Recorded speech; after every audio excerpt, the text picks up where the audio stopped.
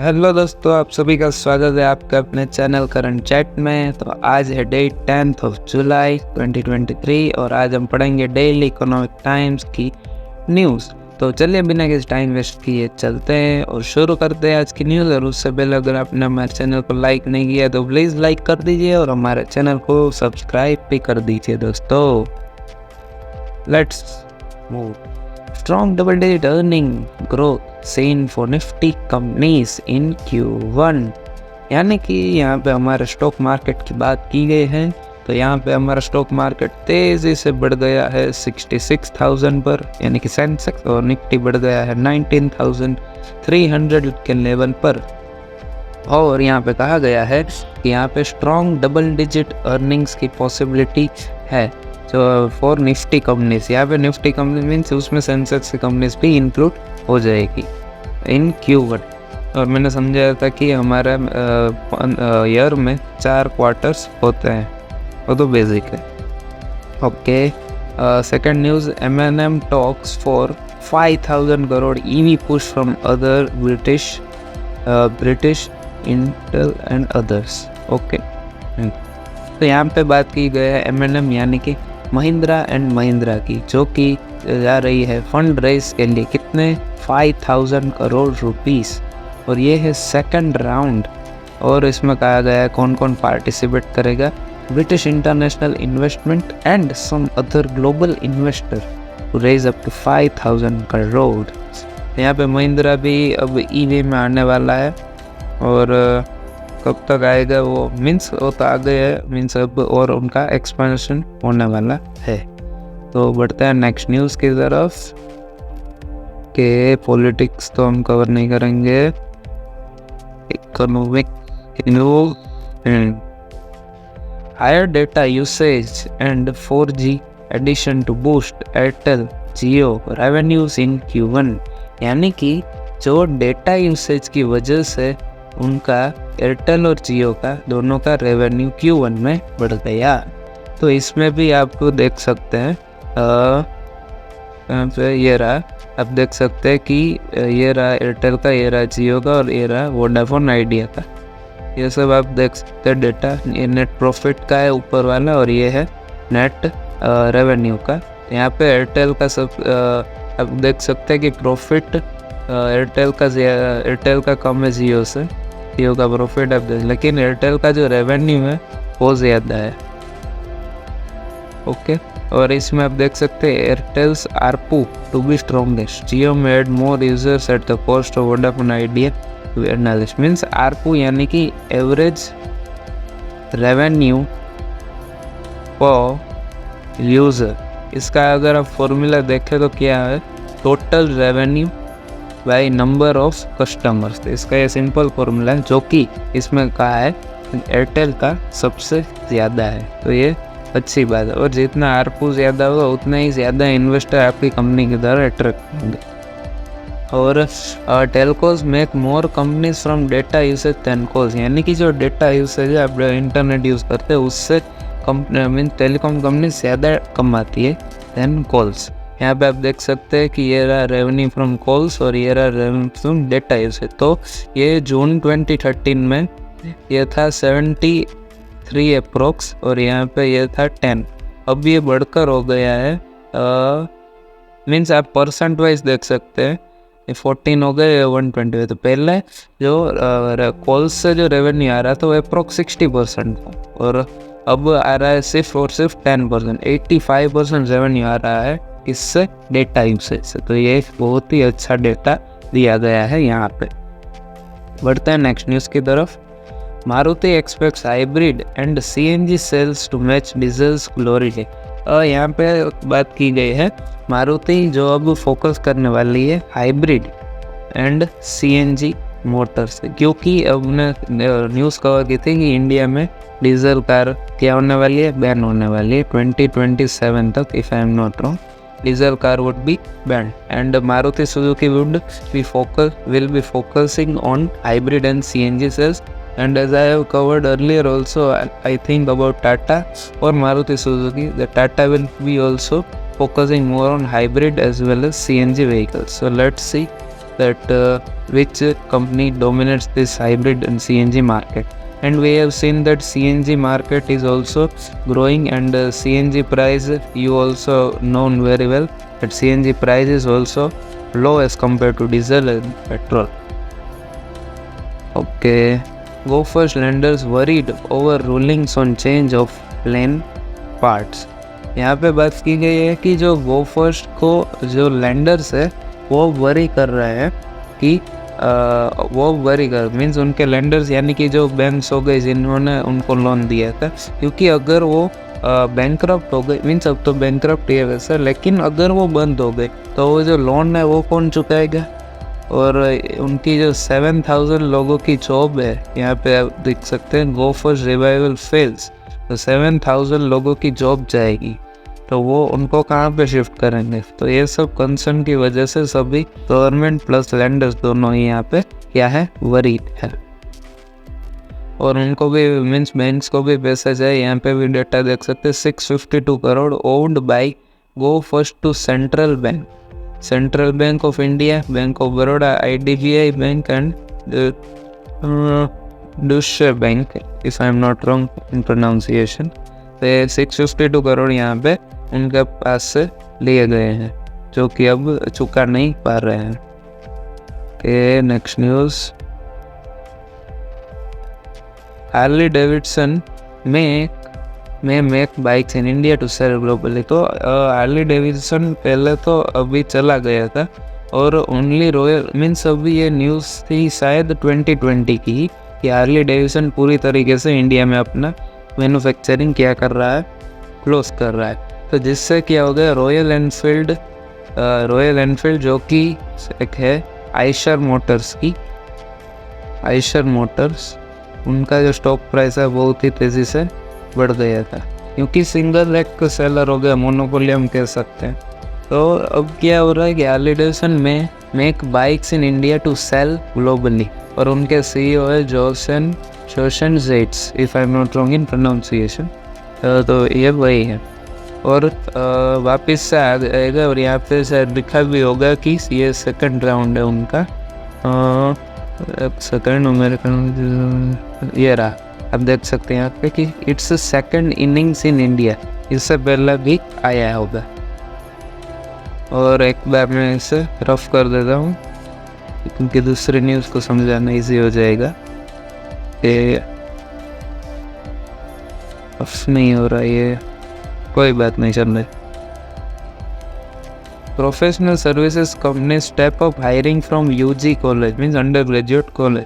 तो मीन्स ये सिर्फ टॉप कॉलेजेस के नाम आपको जानना ज़रूरी है। यहाँ पे टॉप UG कॉलेज जैसे कि lady Shriram college of commerce, Shriram college of commerce, ये तो ऑब्वियसली होगा ही, आपने नाम सुना ही होगा, और Christ university, Loyola college, saint Xavier's college, ये सब टॉप कॉलेजेस UG में, यानी कि 12th के बाद की कॉलेजेस, जिसमें कंपनी सब हायरिंग बढ़ा रही है। तो ये अच्छी न्यूज़ है, डायरेक्ट हो जाएगा यहाँ से। रेनॉल्ड में री enter mid size SUV segment, इसमें क्या कहा गया है पूरे में, रेनॉल्ड अपनी 3 गाड़ियाँ बेचती है, क्वीन, ट्राइबर और काइगर, यहाँ पे आप देख सकते हैं, और यहाँ पे प्लस 2 गाड़ी निकालने वाली है मिड साइज्ड SUV में। तो SUV का आप देख सकते हैं कि बहुत ही तेज़ी से बढ़ रहा है मार्केट, और सभी SUV में ही निकल रहे हैं। आप मारुति देख सकते हैं, टाटा देख सकते हैं, वो सब। तो यहाँ पे कहा गया है कि 2 इंटरनल कंबशन मॉडल्स और एक इलेक्ट्रिक निकालेंगे 2025 तक रेनॉल्ड, बस इसमें कुछ और नहीं था। टोमेटो में स्क्वीज किचन्स बजट हो, यहाँ पे लिखा है कि जो टोमेटो का जैसे तेज़ी से बढ़ रहा है उनका दाम, तो क्या हो रहा है कि उनका जो हमारा बजट होगा वो हिल जाएगा, बस यही है। और इसमें 150 रुपीज़ तक जाने की आशा है। तो उसका रीज़न बताया गया है कि heavy rain continues in Himachal Pradesh, और इन सभी का भी दाम बढ़ सकता है, कैबेज, कॉलीफ्लावर, कुकुम्बर, उन सब का भी। और यहाँ पे आप प्राइस देख सकते हैं कि जून 1 में कितना था और जून 9 में कितना हो गया है। तो ओके, बढ़ते हैं नेक्स्ट न्यूज़ की तरफ। Okay, ECB rate hikes to end soon at high plateau, Villeroy। यहाँ पे ECB का मतलब है यूरोपियन सेंट्रल बैंक, जैसे कि हमारा है RBI, USA का है फेड, ये थोड़ा ई जैसा हो गया लेकिन F है, FED फेडरल रिजर्व यहाँ जैसे, और पूरे यूरोपियन का है, यूरोप कॉन्टिनेंट का है यूरोपियन सेंट्रल बैंक। तो उनके एक ऑफिशियल ने एक स्टेटमेंट दिया है कि अब वो रेट मीन्स रेट हाइक्स को एंड करेंगे, यानी कि जो हमारा जैसे रेपो रेट होता है वैसे ही उनका एक रेट होगा, वो बढ़ाना बंद कर देंगे। तो उससे क्या हो जाएगा, फिर से जो मनी सप्लाई है वो कंट्रोल में आ गई होगी, मनी सप्लाई होगी वो कंट्रोल में आ गई होगी, इसीलिए जो रेट हाइक्स है वो एंड कर देंगे, जिससे क्या होगा, मनी सप्लाई फिर से बढ़ जाएगी मार्केट में। ये ओवरऑल के लिए अच्छी न्यूज़ है वैसे तो, लेकिन अगर इन्फ्लेशन के आई है तो अभी भी कोई दिक्कत नहीं है कि आप रेट बढ़ा दो। मतलब कि Saudi oil cuts through last year stand out economy in slow land, means अब क्या हो गया कि सऊदी जैसे कि ऑयल मीन्स क्रूड ऑयल का प्राइस हो गया है शायद $80 पर बैरल अप्रोक्स, आई थिंक। हम भी देख ही लेते एक बार,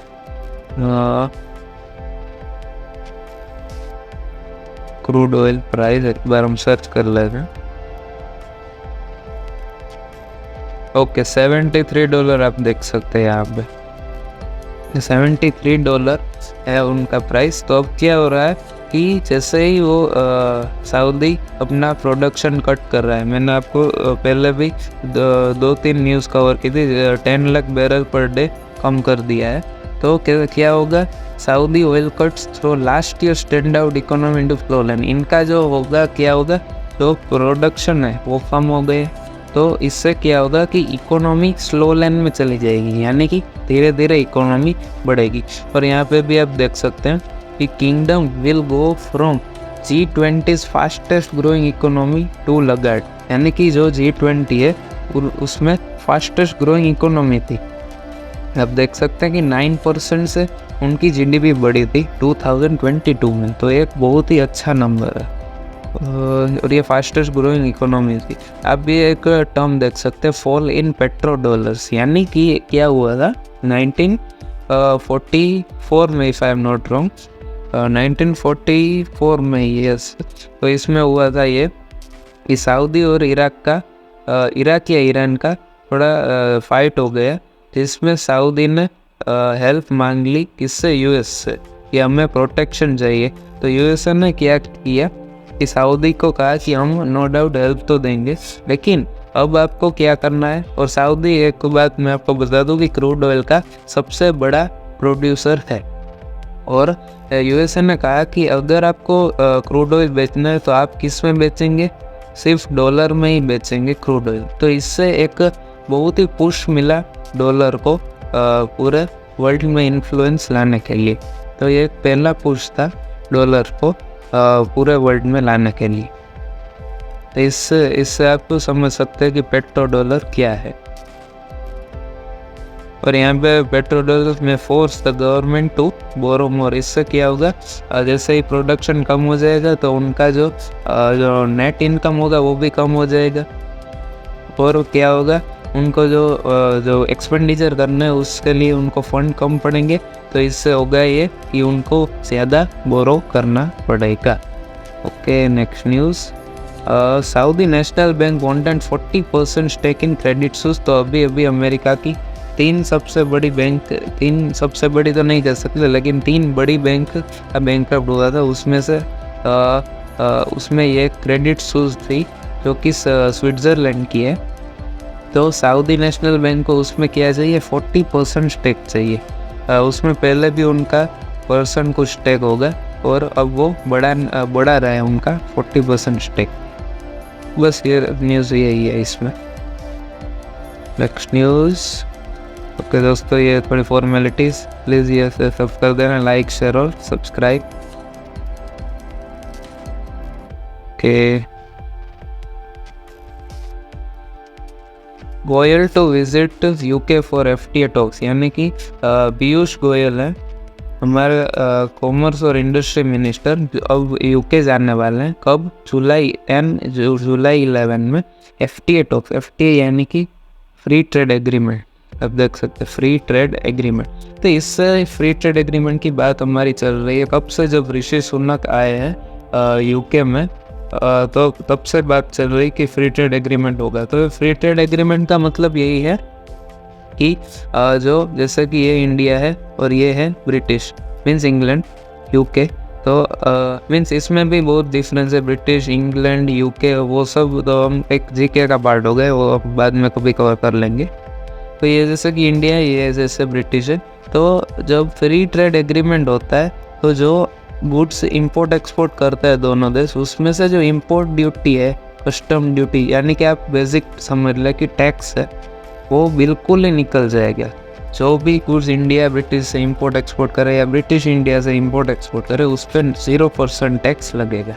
मीन्स यही बेसिकली पूरा टर्म है फ्री ट्रेड एग्रीमेंट। तो इसकी बात करने वाले हैं हमारे मिनिस्टर पीयूष गोयल यूके जाकर के। अब आ गए हम इक्विटी मार्केट्स पे कि PSU banks likely to be the stars of Q1। तो ऐसा क्यों है, मैंने आपको समझाया था कि 2014 से 2018 तक तो उनका हाल था बेहाल। तो अब क्या हो गया कि इनके NPS कम हो गए, इनका प्रॉफिट बढ़ गया है। तो इससे होगा ये कि PSU बैंक्स के लिए मीन्स एक मेजर रोल इसमें प्राइवेटाइजेशन, मीन्स इसमें गवर्नमेंट ने जो डिसइन्वेस्टमेंट किया है उसी की वजह से ये अब हो पाया है। क्योंकि पहले क्या था, डिसइन्वेस्टमेंट अगर नहीं करते थे तो पूरा रोल क्या होता है ब्यूरोक्रेट्स के पास था।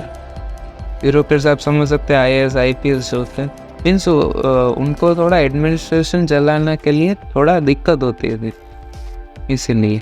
तो अब यहाँ पे आप देख सकते हैं कि ये सब एस्टीमेट्स है, Q1 अर्निंग्स एस्टीमेट। तो SBI का आप देख सकते हैं, BOB, HDFC, ICICI, axis, means source क्या है मोतीलाल ओसवाल ने ये दिया है कि एस्टीमेट ये सब ग्रोथ हो गया और वो सब।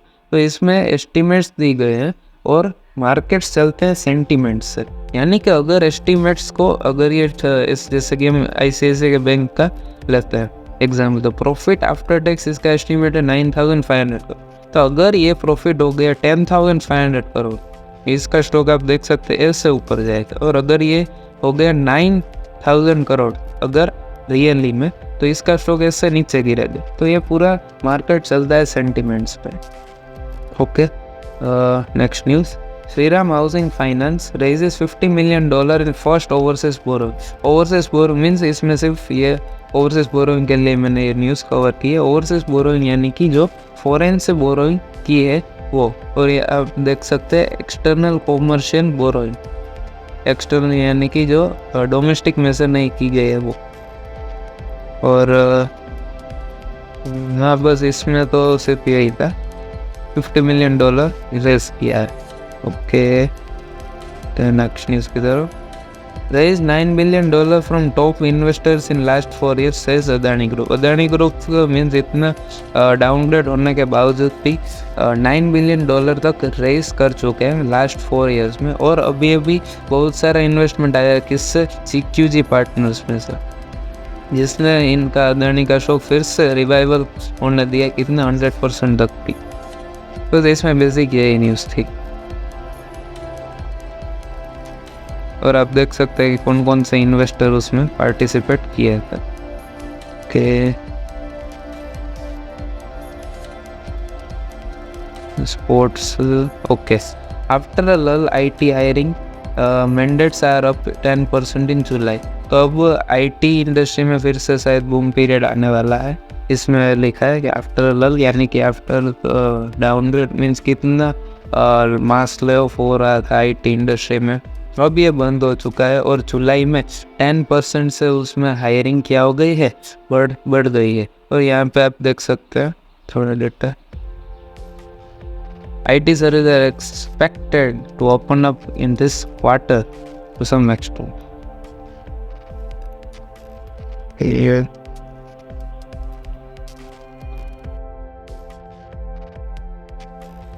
Echo gears up to disrupt the life insurance space. तो echo industry means echo insurance आपने सुना होगा, IPL के वक्त में इसकी बहुत ही ऐड आती थी। तो इसमें यही कहा गया है कि echo अब शायद डिसरप्ट करने वाला है पूरे लाइफ इंश्योरेंस मार्केट को, और इसमें मेजर शेयर शायद हासिल कर ले। तो इसमें आप देख सकते हैं कि life insurance business in India is much bigger than the general insurance. तो एक होता है लाइफ इंश्योरेंस और दूसरा होता है जनरल इंश्योरेंस। तो एक होता है लाइफ और एक होता है जनरल इंश्योरेंस। जनरल इंश्योरेंस में और इसमें बहुत सारे होते हैं, मरीन टाइम इंश्योरेंस भी होता है, बहुत सारे, लेकिन बेसिकली ये दो है जो कि हम इंडिविजुअल्स के लिए होते हैं। लाइफ इंश्योरेंस में जो हमारा पूरा लाइफ का अगर कुछ हो जाता है, मीन्स भगवान न करे कुछ हो जाता है, तो इसमें होता है लाइफ इंश्योरेंस। तो जनरल इंश्योरेंस में सब कार इंश्योरेंस, बाइक इंश्योरेंस वो सब आ गए।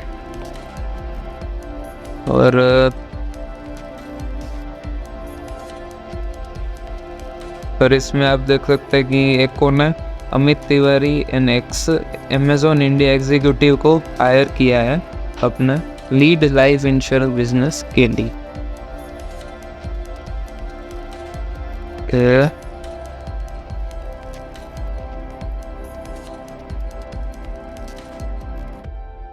ओके दोस्तों, तो आज की न्यूज़ शायद ख़त्म हो गई। यस, आज की न्यूज़ का यहाँ पे हो गया हम नहीं रुकेंगे, लेकिन आज थी डेट 10 जुलाई। और प्लीज़ हमारे वीडियो को अगर आपने लाइक नहीं किया है तो लाइक कर दीजिए दोस्तों। और अगर आपको कोई डाउट हो तो प्लीज़ दोस्तों कमेंट करना, मैं आपको रिप्लाई कर दूँगा, ये मेरा आपको प्रॉमिस है। और थैंक यू।